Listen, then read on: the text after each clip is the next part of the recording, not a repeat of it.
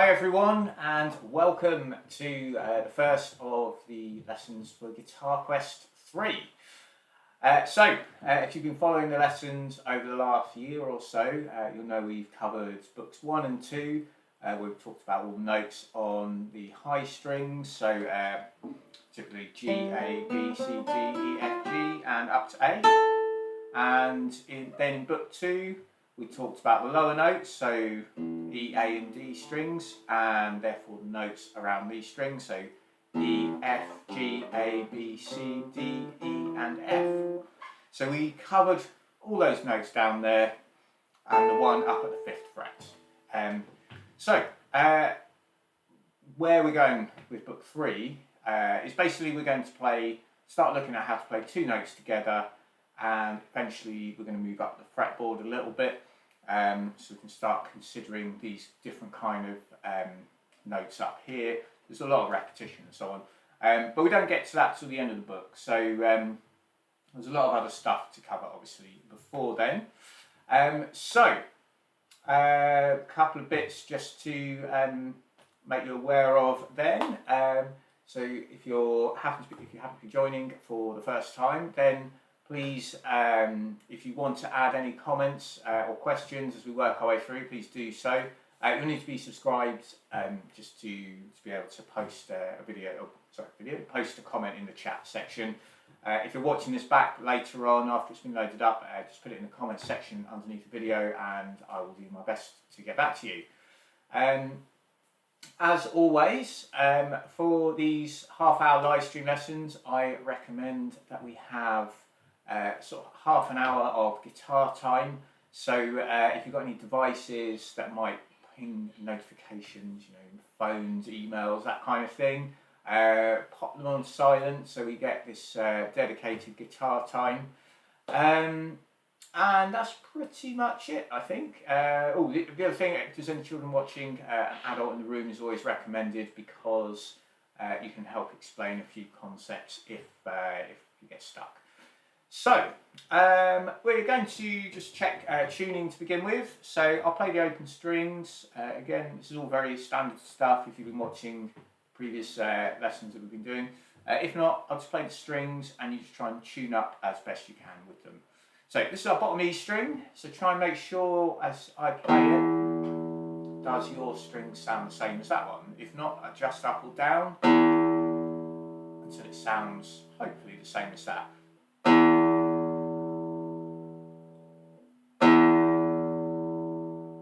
If you've got guitar tuners or you know how to use those, then always worth tuning up those first as well. But yeah, here's A as well. And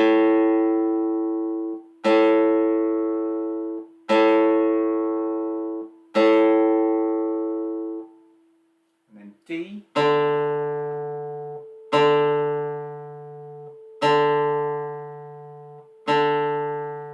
And then our G.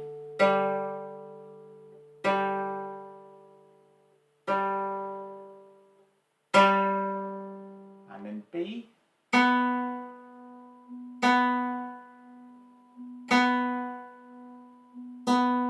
and then finally our top E string.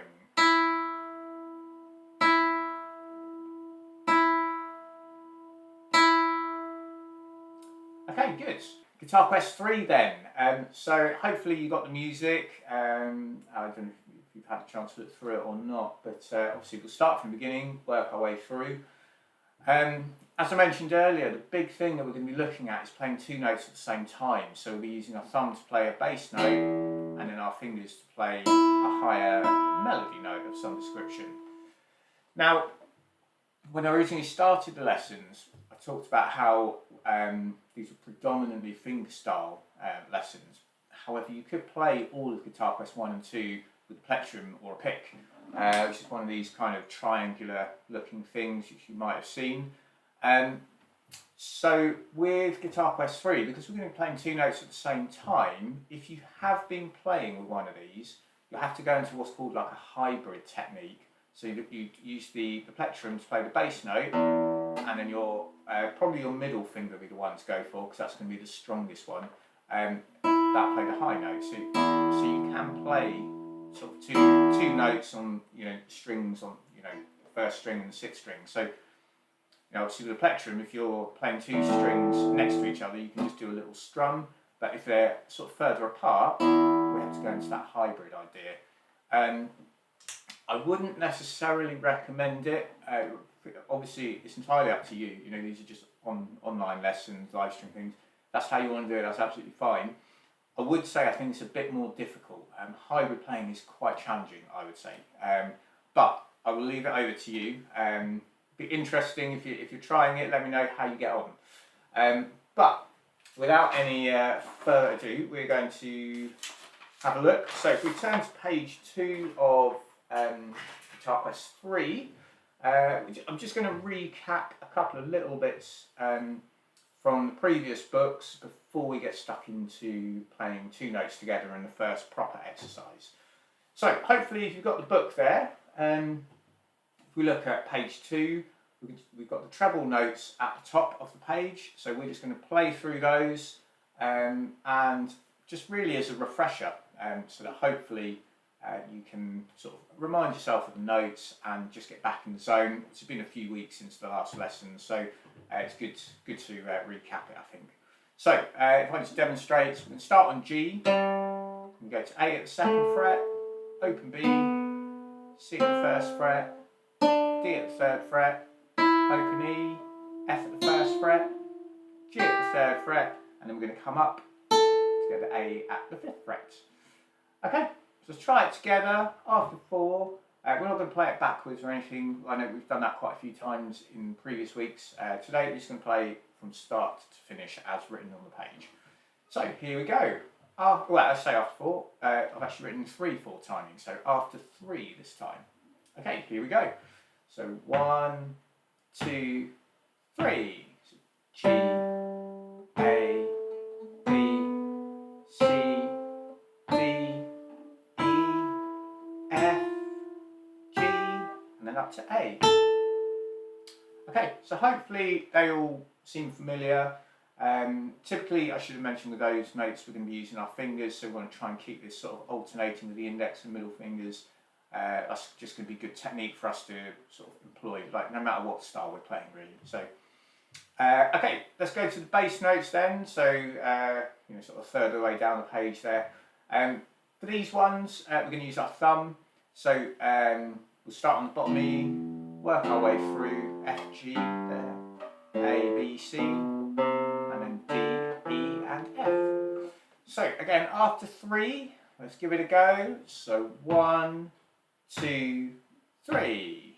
E, F, G, A, B, C, D, E, and then F again. So yeah, there we go. If you're feeling confident, you could run through the whole lot. If you do, I would suggest index middle fingers again, so you can kind of work your way through.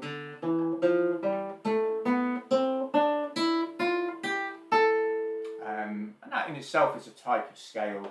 We're not going to worry about that for now though. So, okay, so the other bits, just recapping on page 2, we have just a way of sort of remembering some of the notes. So if you're looking at the stave and you're thinking, oh, I can't remember that one. Remember the notes and the spaces spell face. So for example, if I was to bring the music up onto the screen, hopefully that has appeared, yeah. So notes in the space spell face, so this lowest one in the space there is F. We've got A over here on the next space up, C on the next space, and then E on the next space, hence spelling of the word face. And then for the line notes, we've got every good boy deserves fruit, lots of other ones, we'll go with that though. So the bottom line here, E for every, and we come over for the G for good, B for boy, D for deserves, and F for fruit. So these are just ways of sort of helping you to remember what notes what, and figure things out.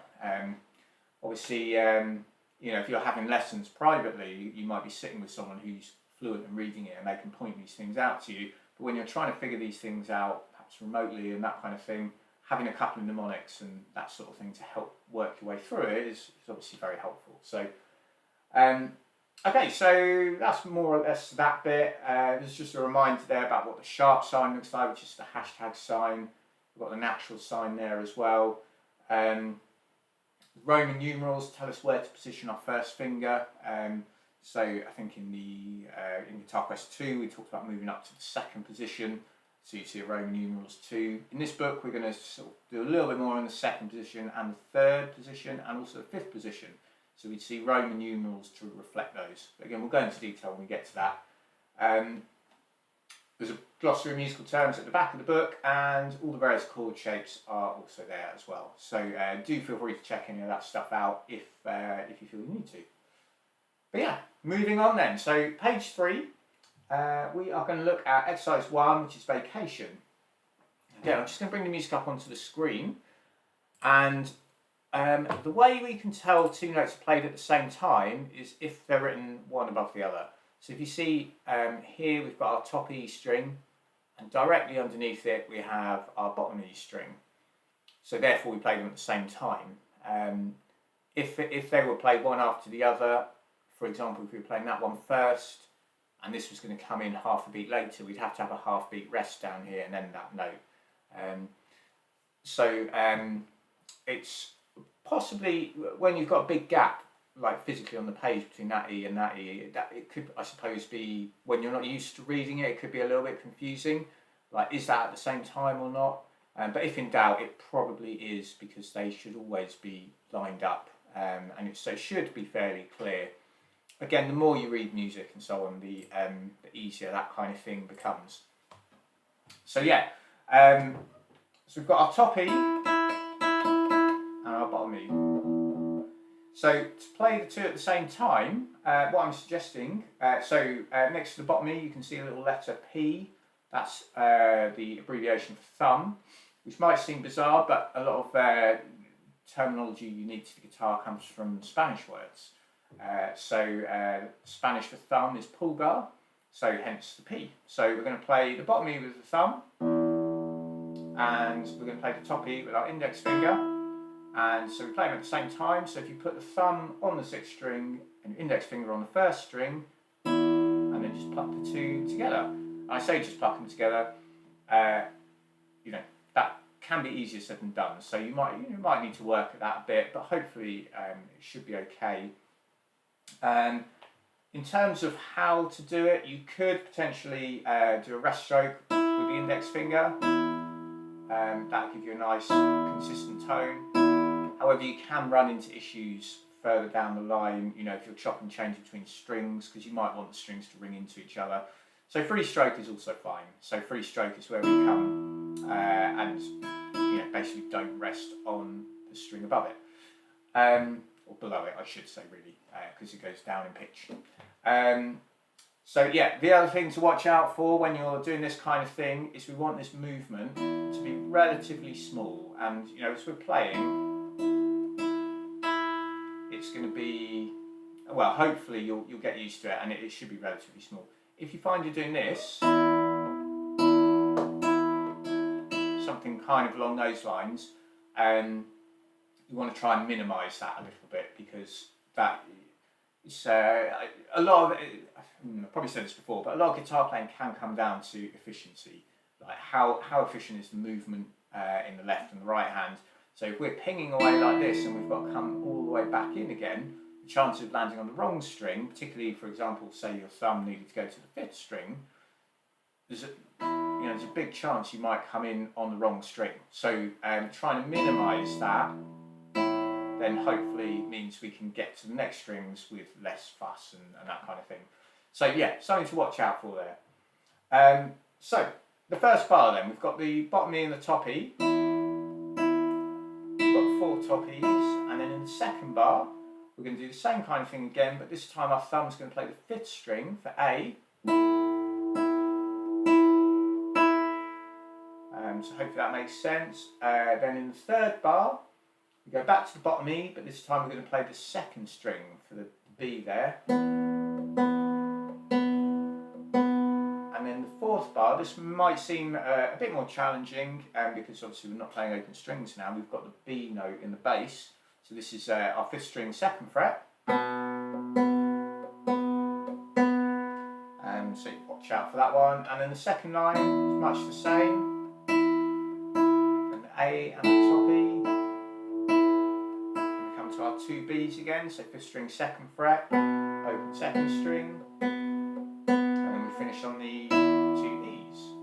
So I'm just going to play through the whole thing. We've got the repeat mark at the end, so I'll play that as well. So do the whole thing twice. If you want to try and join in, please do so. I'll give us a count in. I'll try and talk through a little bit as we go. Again, if you've been watching a few of the previous lessons, you'll know that as the content gets a bit more difficult, sometimes as I talk through it, I think I make a mistake. So I won't say too much. So, but yeah, here we go. So after 4, starting with the top E and the bottom E. So here we go, and good luck. Okay, so 1, 2, 3, 4. So 2 E's, then A and E, E and B, then B on the bass, then back to the top E and the bottom E. Change the bass to A, and the two B's together, and then top and bottom E. 2, 3, and back to the beginning, 4. And the A and the E. Change to the B, and then our bass note to B. Back to the top and the bottom E, bass note to A, 2 B's together, and then finally the top and E and the bottom E, 3, 4. Okay, so that's the tune. So what I'm going to do is put the backing track on. Bring the music up on the screen. I'll sort of point at the notes as we go through. Just pop that on, have a listen, and hopefully you enjoy it.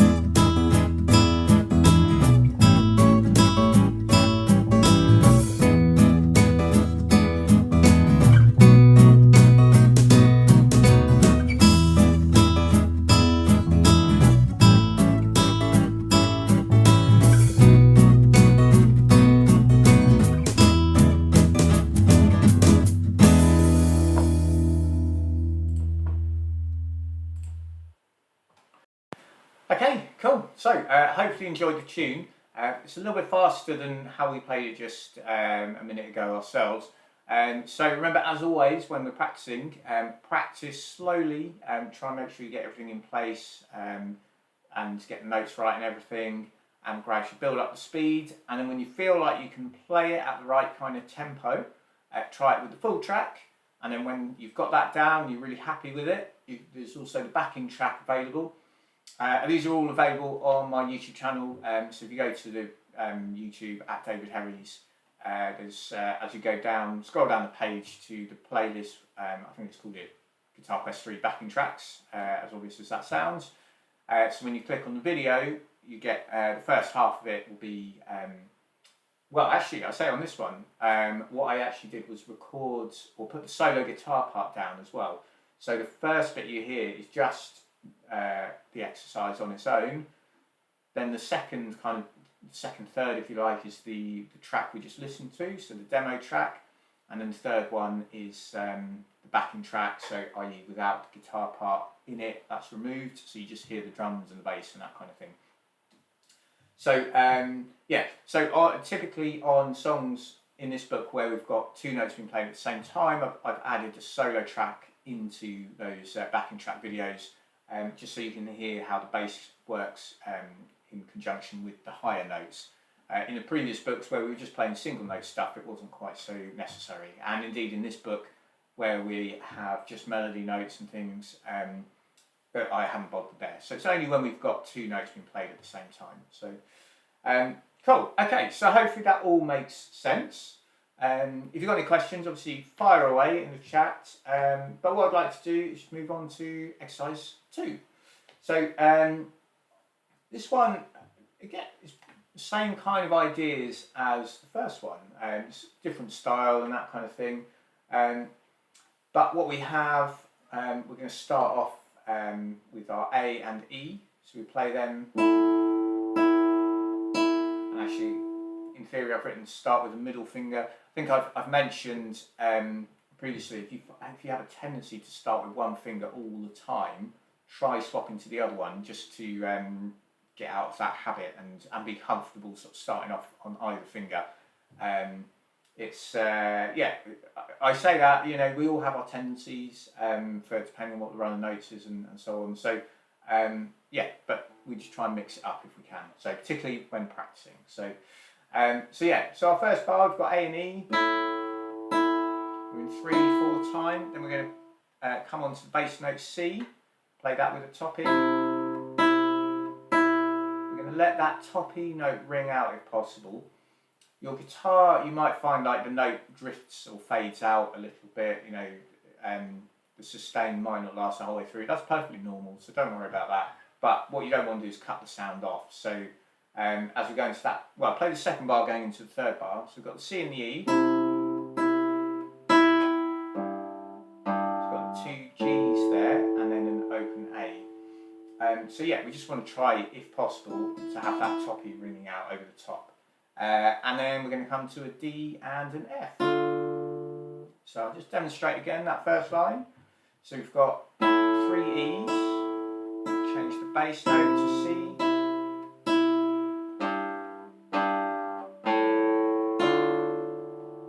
and that's where we're at there. So remembering as well, I possibly didn't mention this earlier, but where the stems are pointing down, we're going to be using our thumb. And you can use that as a general guide. If the stem points down, you're going to use the thumb. If the stem's pointing up, you're going to use the fingers. There are always exceptions to that, you know, as you look at more complex music and so on.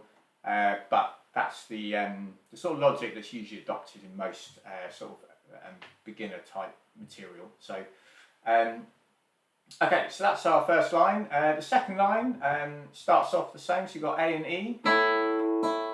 We're going to go to D and F. 2 Gs together, so even when we play this third string, we're going to use the thumb. We'll play the F there, and then if you can, we're going to get back over to the C on the 5th string, 3rd fret, and play that with a top E. So as we're playing it, what we want to be doing,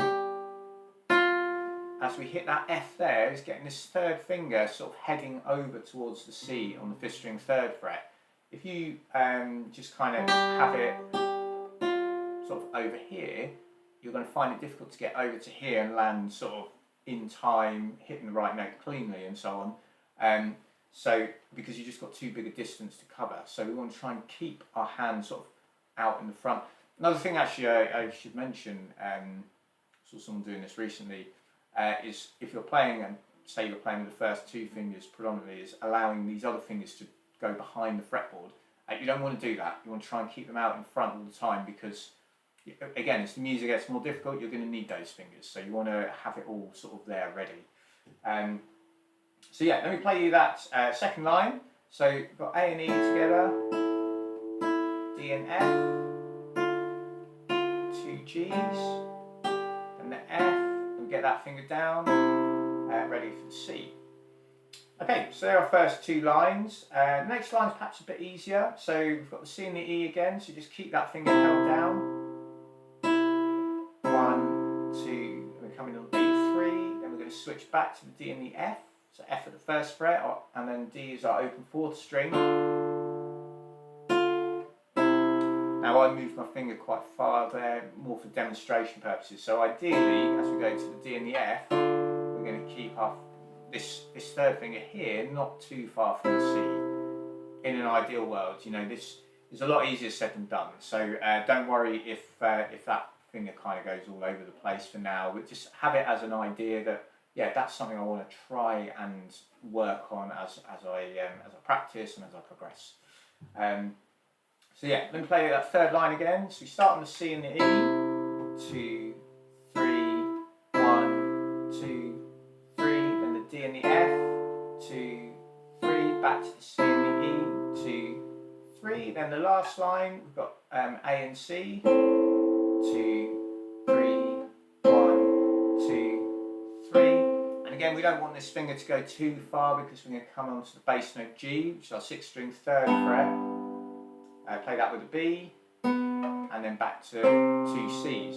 Now the 2 Cs there at the end, 5th string 3rd fret and 2nd string 1st fret, they might prove to be the most challenging part of this song. That would be my guess, but let me know if you know what you're finding easy, what you're finding difficult.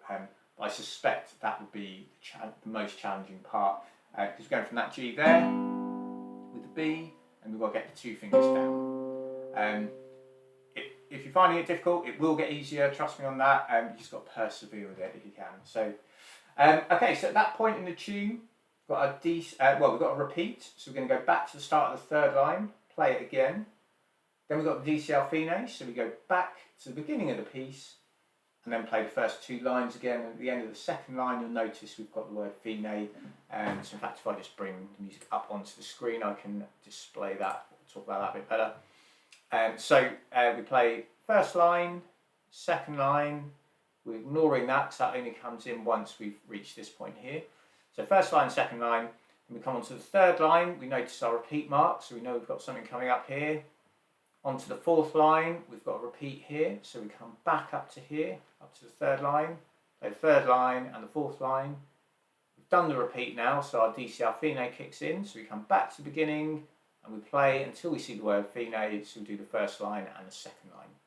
So just to recap, line 1, then line 2, line 3, line 4, and we repeat lines 3 and 4, and then we come back and do lines 1 and 2 again. So let's give it a go. We're going to play it all together, nice and slowly. Just give it your best shot. If it's a bit too much at the moment, just have a listen to how I'm playing it. I'll put the track on in a minute. And yeah, it'd be good to hear your thoughts. So good luck if you're attempting to play along. We'll do all the repeats. So after 3, nice and slow, here we go. So 1, 2, 3. So C, G, G, A, then D and F. 2, 3, 2nd line. D and F, 2 Gs, 2, 3 and 3rd line, 2, 3, 1, 2, 3, D and F, 2, 3, C and E, 2, 3, A and C, 2, 3, 1, 2, 3, G and B, 2, 3, and then the 2 Cs. Back to the 3rd line, and again. 2, 3, 1, 2, 3, D and F, 2, 3, back to C and E, 2, 3, A and C, 2, 3, 1, 2, 3, G and B, 2, 3, and 2 Cs. So back to the very beginning. Bass C, hold that top E, D and F there, 3, and then 2nd line, D and F, 2 Gs together, and we finish on the C and the E. Okay, so I think that one's a bit, well, I would say definitely more difficult than the first exercise. So you might want to persevere with that one, but let me know how you get on. Let me just put the tune on, and I'll point the music as we work our way through, and then we'll see where we go from there. So hope you enjoy it.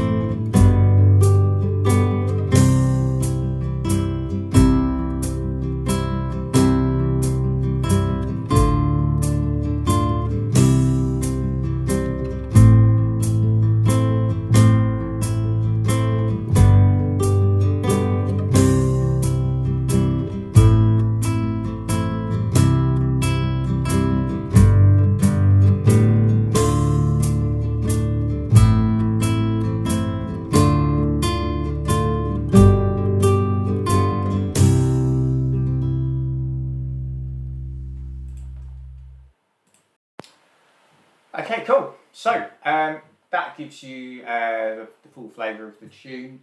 Obviously, it's a little bit faster. Typically, because we've obviously played books 1 and 2, and that would take us to approximately grade 1 kind of standard. So we're moving perhaps from grade 1, well, sort of grade 1, grade 2. We're at that kind of level now. So we want to try and keep that tempo up, so you get used to that kind of speed and so on. But as we mentioned before in the previous one, do start slow and work your way up from there. And again, if you find it too difficult, it'd be really interesting to hear your thoughts. So yeah, if you go to the backing track which I put on YouTube in that Guitar Odyssey 3 playlists, when the exercise 2 will have the solo guitar part, so you can have a listen to that in sort of more specific detail. Then you'll have the demo track, which is what we just listened to, and then you'll have the backing track finally, which is without the main guitar part played, so you can play along with the rest of the backing and see how well you can keep that going. But yeah, that is a good place for us to finish up today, I think. So thank you for everyone who's been watching and commenting and that kind of thing. I do really appreciate it. If you've got any questions, obviously do feel free to ask. Other than that, I think we're pretty much done. So to recap then, probably as a bit of a warm-up next week, we'll have a go at those review of the treble notes and the bass notes on page 2, just to kind of get in the zone with the notes. And then obviously our focus is going to be exercises 1 and 2. And then next week we are going to obviously move a bit further on in the book, and that is going to include looking at the C chord. So if you've been following the previous lessons, please do have a look back at the chords we played previously. So that was, I think it was E minor to begin with, then E major, then A minor. Then we covered A major, D major and D minor. So we want to have those 6 chords kind of vaguely in the back of your minds. You're not going to need them all for next week or anything like that. But definitely we're moving on to a C chord. So if you enjoy your sort of strum along kind of stuff, that's going to be, C is one of the most common chords you're going to need. So definitely a good one to know. So yeah, we'll be picking things up again next week. So 6:15 UK time, 10:15 Pacific time. That's going to be the 23rd of January. If you enjoyed today's session, then please do give it a thumbs up, share away, and please do tell friends and family about it if you think you know anyone who might be interested. I will look forward to seeing you all next week. So have a great week, have a great weekend, and I will see you soon. Right, take care everyone. Bye bye.